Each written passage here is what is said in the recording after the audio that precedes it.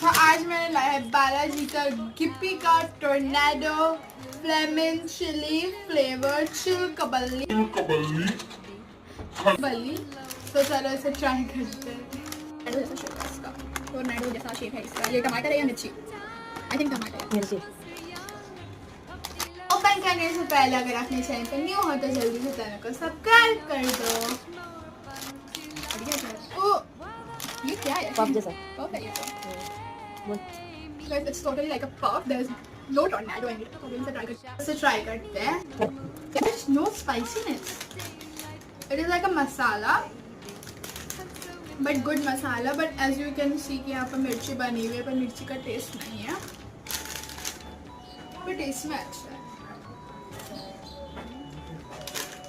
ये 5 out of 10 है. आप भी ट्राई कर सकते हो. Bye.